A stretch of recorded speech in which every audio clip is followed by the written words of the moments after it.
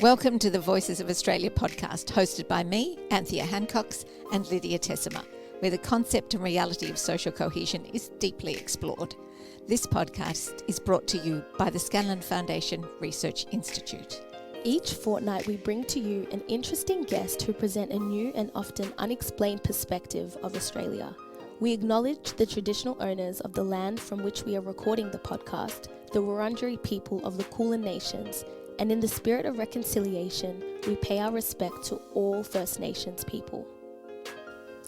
Welcome everybody to this episode of the Voices of Australia podcast. We're delighted to have you with us. And hi Lydia, it's nice to hear from you. Nice to see you, Anthea, in the flesh, and I'm excited for this episode. Absolutely, and I'm absolutely delighted that we have Vedran Drakulic here with us today. Vedran has worked in marketing, communications and development for leading organisations in the corporate and not-for-profit sectors. He is the CEO of Gandel Foundation, one of the largest private family foundations in Australia. He's a non-executive director of AIMS and an active presenter and commentator on best practice philanthropy in Australia, and I must admit also a very active fundraiser for Vinnie's CEO Sleep Out, having raised over $250,000 for Vinnie. So really congratulations on all of that. So thank you, Vedran, and welcome. Yes, welcome. I thought we might start by asking you if you'd like to tell us a little bit about yourself and how you interpret social cohesion from the experiences that you've had over your life, because you did arrive here back in 1995. Yep. So be Thanks interested to hear what's happened since before and since. Yeah. Thank you very much, first of all, for the invitation and to speak to you.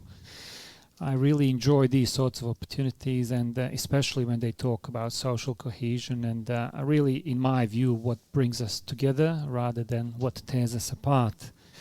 Unfortunately, we don't have enough time for me to give you my full life story. But I would start first of all by saying that actually, since I started doing the sleep out with Vinnie's, I actually raised $1.2 million for them. My apologies. A tiny little difference there, but that's absolutely okay. That's extraordinary. I'm very proud Thank you. of that achievement. I did say over 250,000. It's actually nice to meet you in the flesh, because I've known about this movement for a long time, but actually didn't know the person who started it. So well, there you go. Exciting. That's good to know. But I came to Australia in November 1995 as a refugee from the conflict in my home country in Bosnia-Herzegovina. And often people ask me, why did you choose Australia? And in a way, for us, it was a sort of a simple yet complicated. I came with my wife. We really wanted to go as far away as possible from the horrors of the conflict in Bosnia.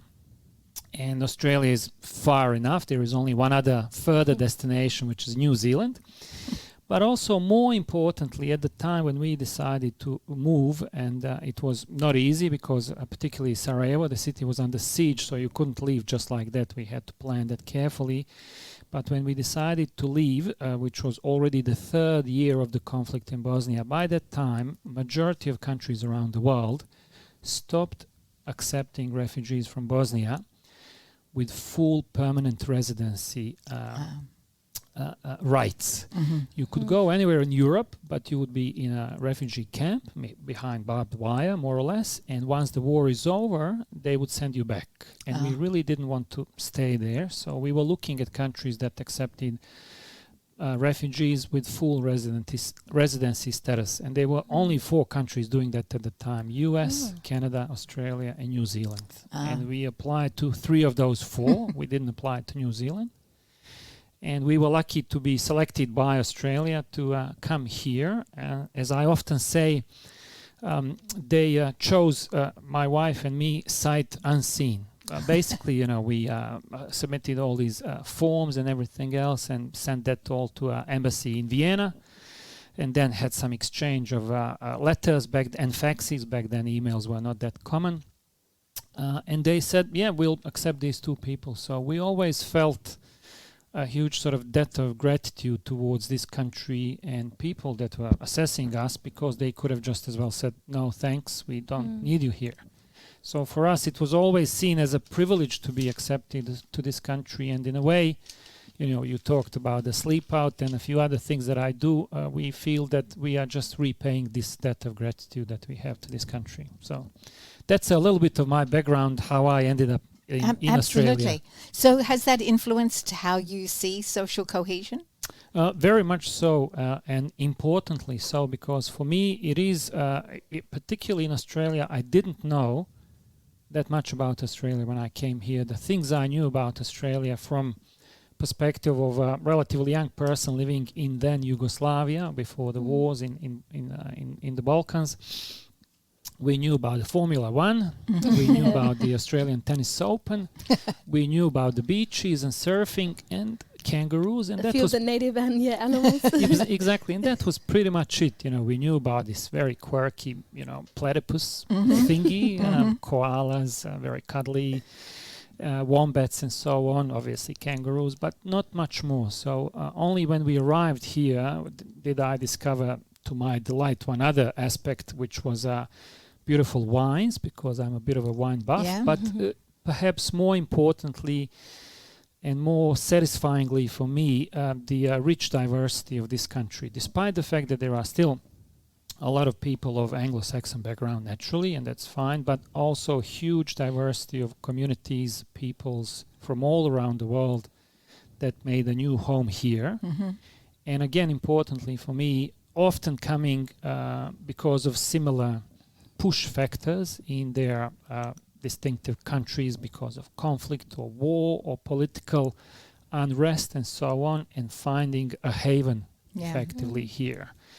And in a way, because of all of that, it's almost even more imperative on all of us to make this a society that functions well with each other, and as I said earlier, that concentrates on things that bring us together rather than the things that separate us or make us different or make us look at each other suspiciously. Yeah. At any point, was there like a shift in the way that you saw social cohesion, or rather maybe a shift in your expectation of this country? Because I know that some people who have fled like horrific circumstances in their home countries come here with the survival mindset, and then once they settle into this idea that they're actually very safe in this country, their expectations start to shift, or perhaps the way they see their position in the country shifts. I was just wondering if at some point that happened for you in Australia and you started to view social cohesion differently.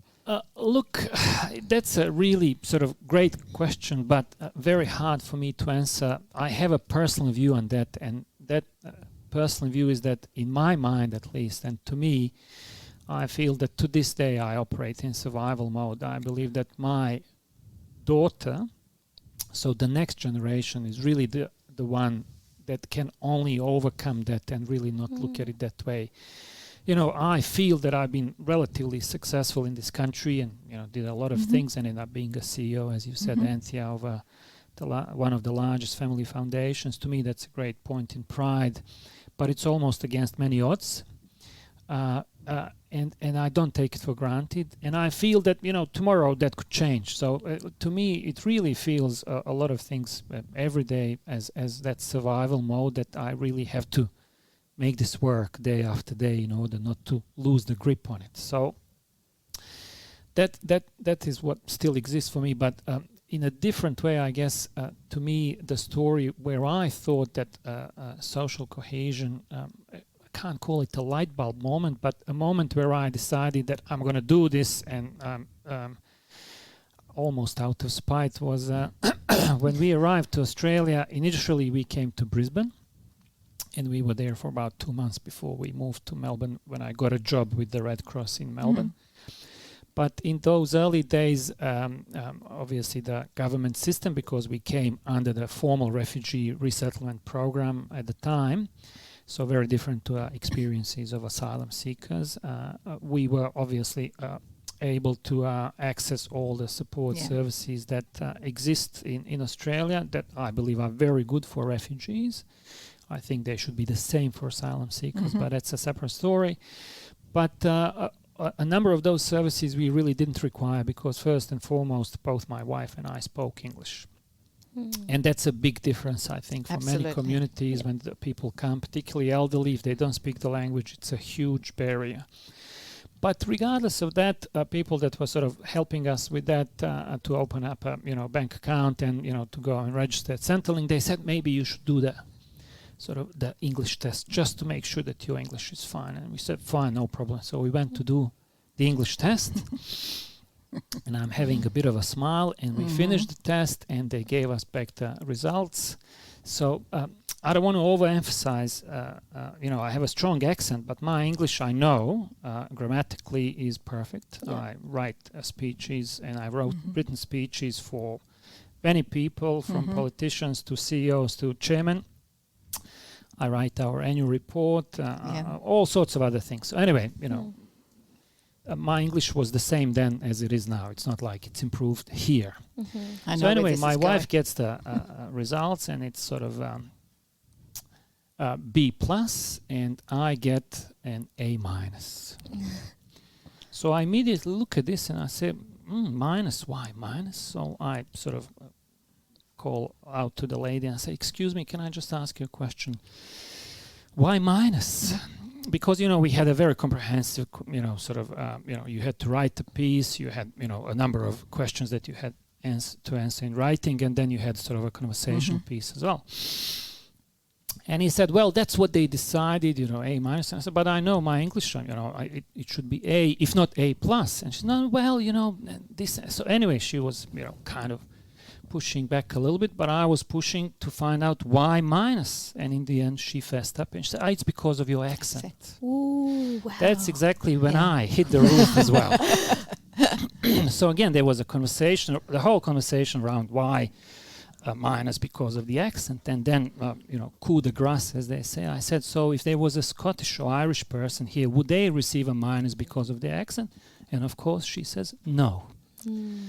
That could be, for me, one of those moments where I said, well, we really need to sort of do away with these sorts of comments and these sorts of attitudes, because,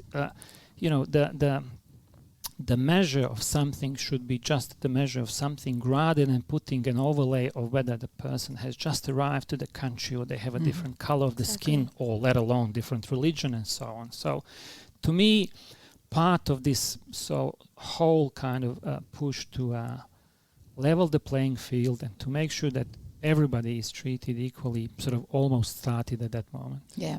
Wow. It's not the first time I've heard about the issue with accents. Absolutely. It's a real problem. Now, thinking though, we've asked you here to talk about social cohesion and philanthropy, and so I wonder, when thinking about philanthropy, especially where you've commented on gratitude and the like, do you think there is a tendency, and we're talking about philanthropy in general, not specific to any particular foundation or organisation, but do you think there is a tendency towards paternalism in philanthropy? Look, the short answer is probably yes, but it's a challenge that exists beyond just the issue of social cohesion. And because there is simply that power imbalance there. There is a room and there are two people in there, and one person has the purse strings and the other person is needing support and money, Yes. to put it bluntly. Yeah. So there is bound to be a sort of imbalance there, and that almost paternalistic approach. To me, the answer is that those that work in philanthropy need to understand a few things. First and foremost, that we are not the experts. I often call myself jack of all trades, but master of none. And I often say to our partners, you are the experts. I would like to hear what you want, and then we can see how we can help you with that. That's one thing. But also giving those organizations agency, making sure that they understand and believe that we really think that they are the experts, and also trying to explain, it's hard, I know, but trying to explain that it's really not about you begging for money and me deciding whether to give it to you. It's about really what you can tell us that you can do for the community, whichever community you work for, and how can we support you to do that to the best possible extent. Mm-hmm. Yeah. Ooh, that could be the difference between like a very sincere philanthropist and maybe someone who's just there as a job, right? Because the distinction that you seem to explain seems to be like intention and. Possibly. I mean, there is everywhere I see, it's not confined to philanthropy. I see everywhere this whole issue of the savior syndrome, somebody trying to save somebody in many different situations from, the schoolyard to everywhere else. I guess really the question is that philanthropy also is a learning process. So as you go, you sort of learn and understand. And I've been in philanthropy for about altogether maybe 14, 15 years, 10 years with Gandalf Foundation, before that with RACV when we managed, among other things, the RACV Community Foundation.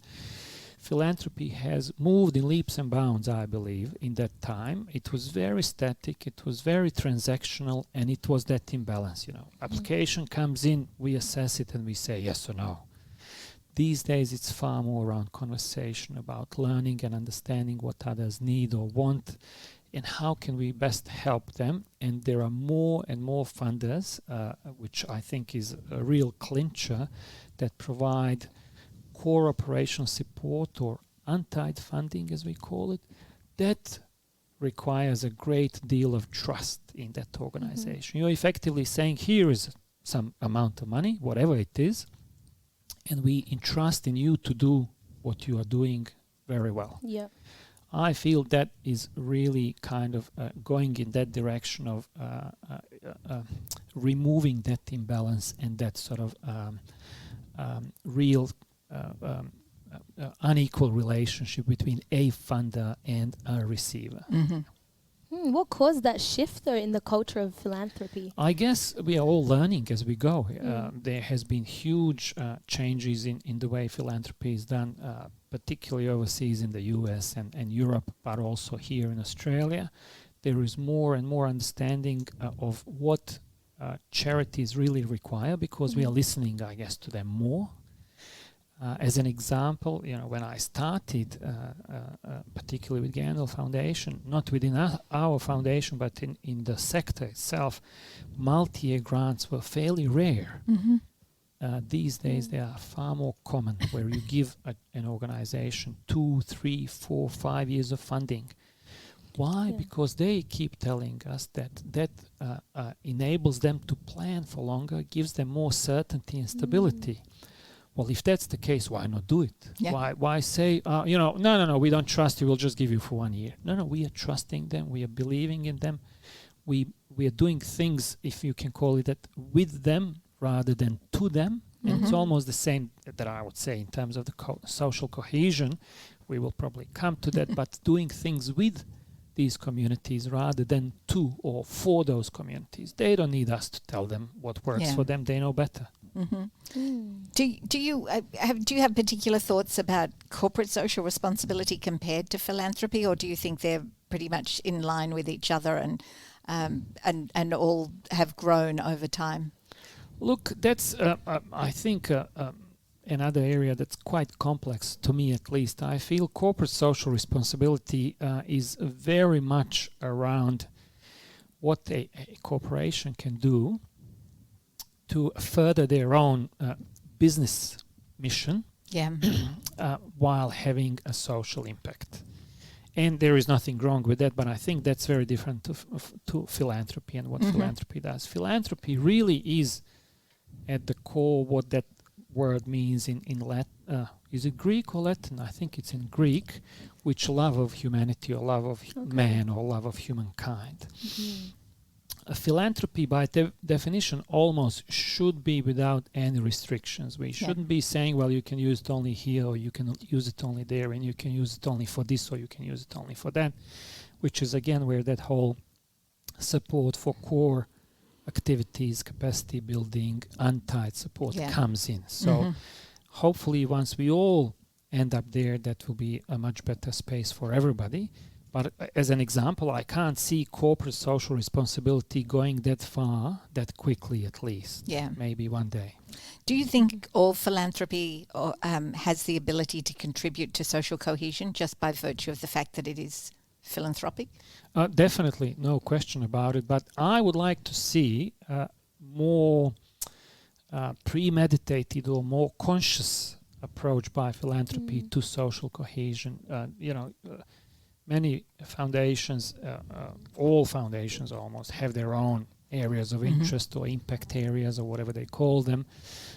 And they may be around medical research, they may be around homelessness, but you can almost overlay an issue or a challenge or a focus on social cohesion around that. One of the really good examples for us is our work with Center for Multicultural Youth, where we funded them for a really great program quite a few years back, which was called Shout Out, which was really to help young people from refugee, migrant and asylum seeker backgrounds to learn how to speak publicly and also learn how to share their story.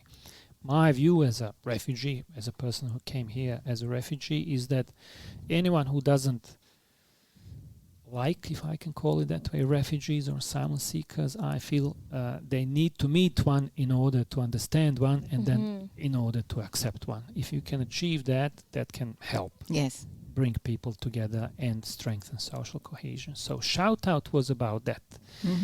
But more importantly, out of that came another program which was about mental health for young multicultural people, which was a program called Reverb. It was so successful that Headspace then went to Center for Multicultural Youth and said, look, we love what you're doing with this program.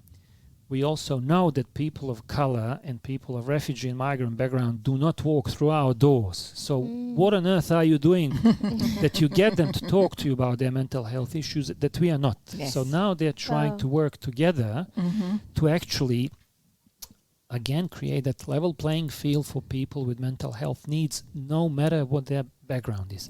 That is a direct result of creating social cohesion. For people that might need that particular need. That's so interesting. What are potentially some other areas that are being neglected, areas of people's lives or industries that are being neglected in this space?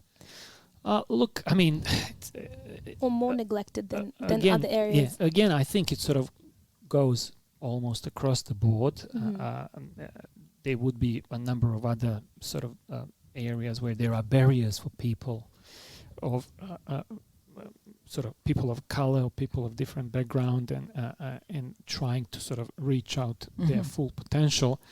I guess to me the question is more around not looking at areas and maybe targeting those areas, but really trying to go one step back and level that playing field and really try to sort of almost do away about, we need to fix this for them. One of the big things that I always talked about is there are all these great programs which are around social cohesion and social inclusion, but it's almost like we need this person, whether it's a refugee or a person of color, whatever it is, and we need to kind of wheel them out in front of the audience to tell their story.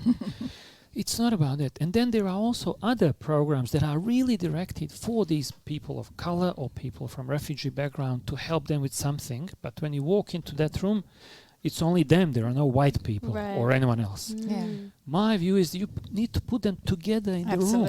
I distinctly remember at one university they had this wonderful program, and a person from that university told me that he said, I was walking past one auditorium and I looked in and there was this huge group of people and they were all of different backgrounds. You could see that and I walked in and I heard all these beautiful accents and they're talking about how do we live together better and so on.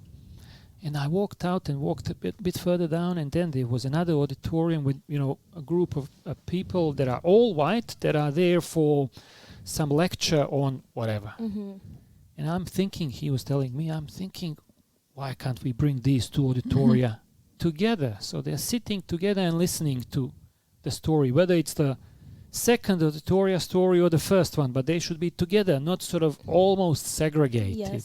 Because it's not about preaching to the converted or telling the, privileged people, you should be friends with these other people. It's really about bringing them together and getting them to meet each other, because that's how you break down barriers and how you strengthen that, core of the social cohesion. Absolutely. So as the CEO of one of the largest family philanthropies in Australia, what advice would you give to smaller or even brand new people that are thinking about getting into philanthropy? What advice would you give them about how they might make a difference? Well, the first thing is to say is give it a go. Philanthropy can be seen as sort of a little bit almost scary and it's just for rich people. There is an aspect of that, but there is also a lot of philanthropy that is being done by everyday people. As an example, really great story in Melbourne, around Australia, but particularly in Melbourne, there are a lot of networks of people that they call themselves giving networks, or particular funds like Women's Fund and so on that come together. So it's usually like a group of 50 or 100 people that each can donate 10, 50, $100, but when you put them together, suddenly it's a bigger amount of money, and they would get 2 or 3 organizations to come and pitch to them, and they collectively then support them. That's, to me, grassroots philanthropy. Yeah. That's philanthropy that can help with that. And through that, you are building those bridges as well, because, they come there and they hear from these organizations, and they hear these beautiful, amazing young people who have already done huge things. I often think about when I meet young people from all walks of life, and they start telling us what they have achieved in their 20, 22, 25 years of life. I wasn't there when I was 35. I was still kind of starting off. So it's truly inspirational, and I think that's what we need to do. If I can put it that way, do more storytelling, and that will help. More storytelling. And it's so interesting to see when someone or when groups take initiative in society, how that inspires another group or other people to have the confidence to go and connect with that thing and add to the change. Just in the headspace example that you gave, I think a lot of this conversation's about genuine engagement with each other in the community. So when someone or groups are able to achieve that, it does inspire people, because a lot of people in Australia, I feel, are just unsure about the best ways to interact with certain groups and people that they haven't interacted with before.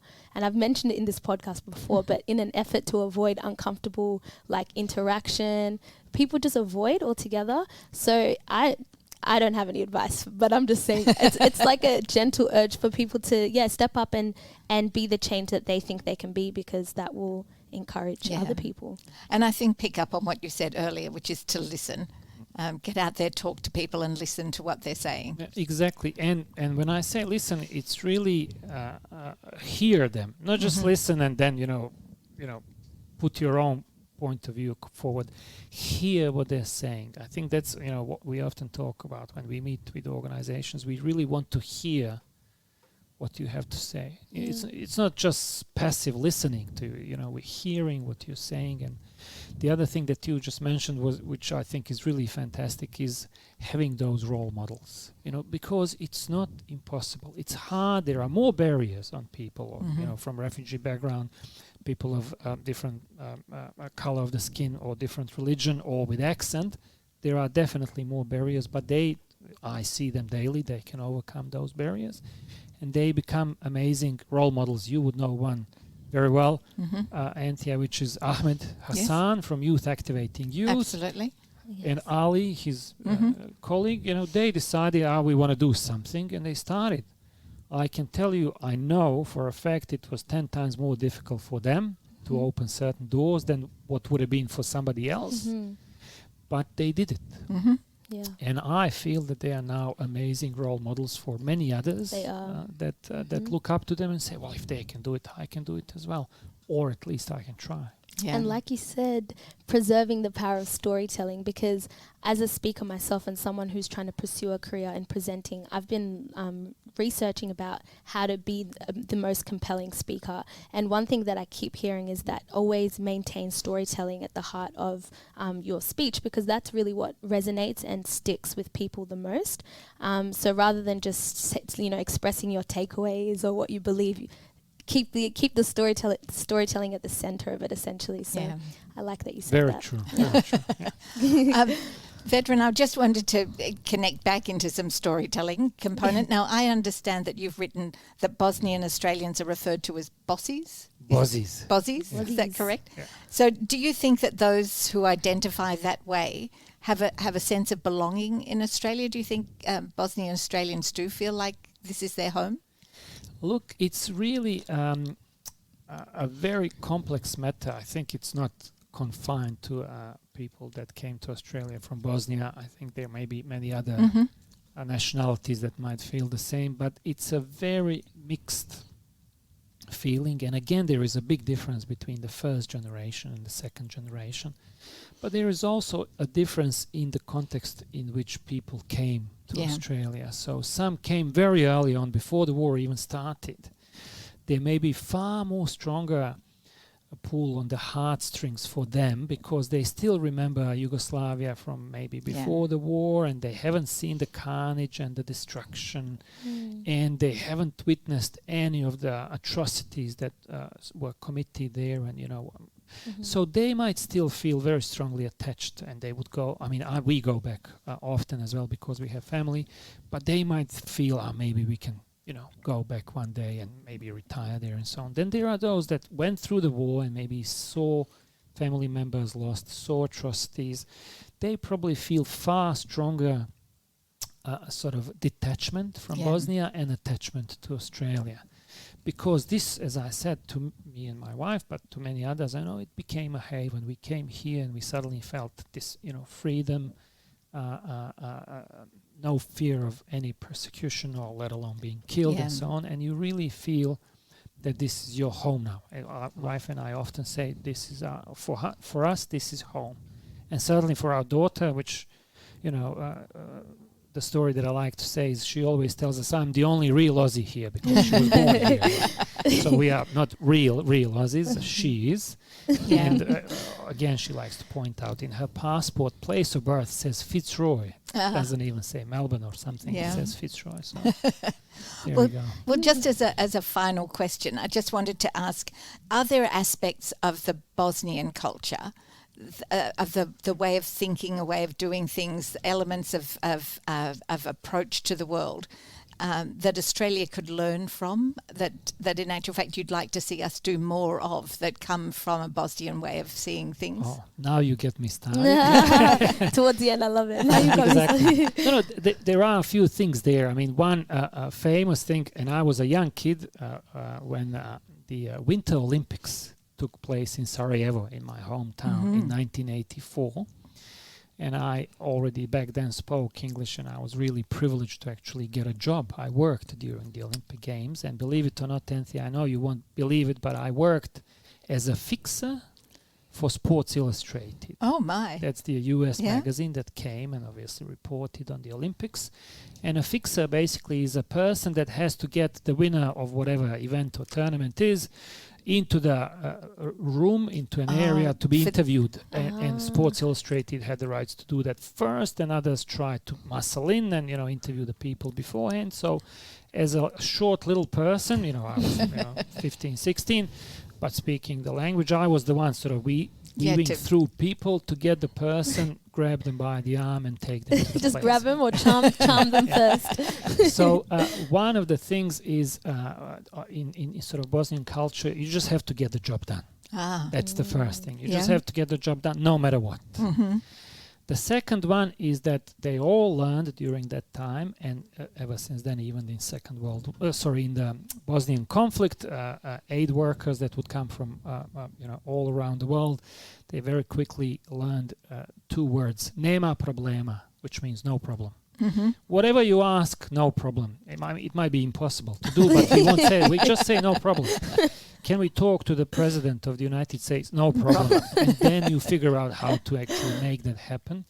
And the final point, a learning, that's that cultural learning that I had in Australia when I started working early on in Red Cross, very quickly from public affairs assistant to public affairs officer to manager of the department. I sort of ended up as a manager eventually within a year.